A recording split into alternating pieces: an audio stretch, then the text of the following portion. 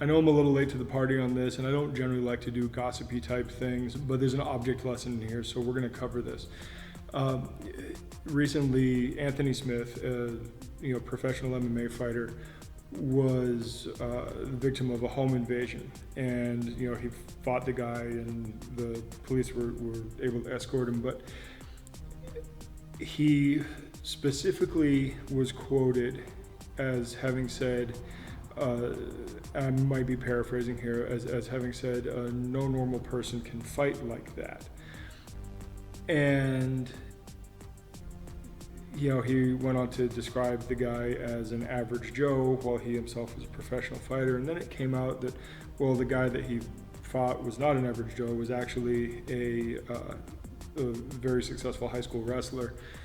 And, we don't know, at least I have not seen any explanation as to why this wrestler invaded his home in the first place. I don't know that information has come to light. But the object lesson here is that it is the concept that context matters, and our assumptions about the expected context when we are training matters a lot.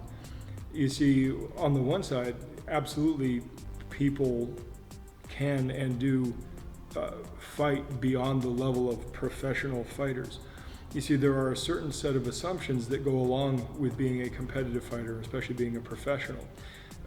Being a professional fighter is a job, and part of that job is understanding and obeying the rules, doing research on your opponent, things like that. And absolutely, there are rules in a street fight. That's not at all what I'm getting at.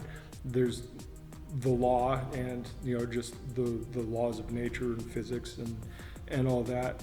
It's not the streets don't have rules. I hate that argument. It's a stupid argument. They of course do. It's more about the context and the assumptions. When you enter into the cage, you have agreed for a fight. You have had a chance to prepare for the fight. You are walking in there expecting to fight. And you're also walking in there knowing that there is a referee and there are judges and there are security guards and there are people that can prevent it from going too far. You also know that you are there to sell tickets, which means putting butts in seats, which means, and I know this from somewhat personal experience, promoters don't like it when you go and finish a fight in 10 seconds, because the fans don't like that. That doesn't sell tickets. And the fans, the spectators, the people who are actually paying for you to be there absolutely are there for a show. And that actually really, really impacts how you fight. People are there to see a chess match between two relatively equally matched competitors. And outside of that context, you can't be guaranteed any of those things. And so if you carry those assumptions with you outside of the sporting context, you are doing yourself a massive disservice. And look, I'll be the first to say I think MMA is great. And I mean, I am happy to train people for MMA and kickboxing and boxing and sport. I think those are fantastic things, and those are good legal ways to test your skill at a level beyond what you can just do in sparring in class.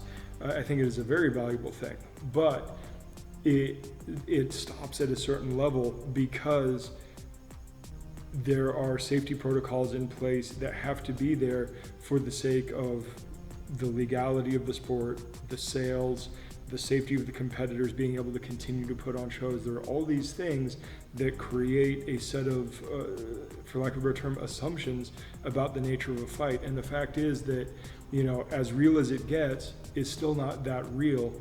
And there are a lot of other things that you have to be prepared for and take into account or be able to read and adapt to on the fly, which is no easy task.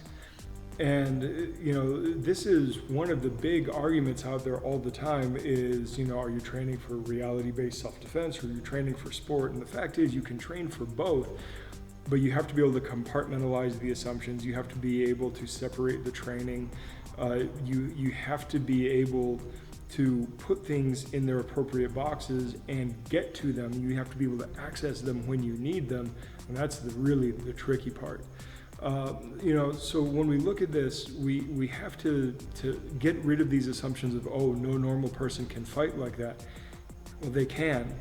You see, having the intent, having the will or the lack of a moral barometer to put a governor on your use of force will automatically tick you up a tier or two.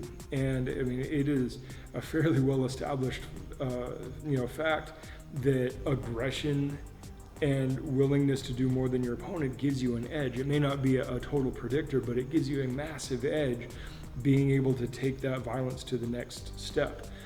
And you know, if you are somebody who is operating in the real world space, you have to be able to do that within your legal rights to be able to do those things. But sometimes you have to be able to do that because you need things over quickly. But in a sporting context, that's exactly what you don't want to do, right? And this is something that we see over and over and over again. When you listen to guys like Mark McYoung and Rory Miller talk about these things, Wim Demir, you know, these kind of people talk about these things constantly. They'll be the first to say, oh, MMA is great, but then on the other side they'll say MMA will also be the first thing to land you in jail.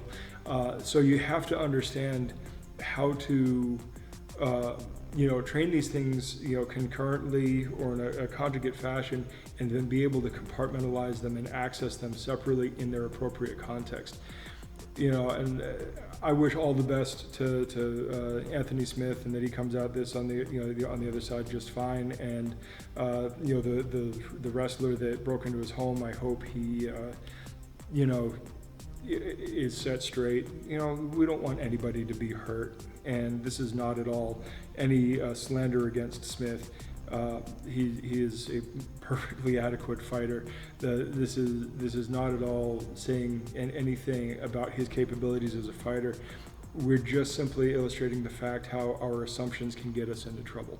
So with that, I'm going to stop talking, and I will talk to you guys later. Good journey. Thanks for watching. Like and subscribe. In the links down below, you can find our social media, and I encourage you to follow us there. Take a look at our blog, where we have articles that go into depth that we just can't do in our video productions. And on top of that, go to our Amazon store, pick out a shirt that you like, and every little bit helps. If you're ever in the Phoenix area, look us up. Come in for a class, come in for open mat, whatever. Love to see you down here. You can find all our contact info on the website. Talk to you guys in the next one. Good journey.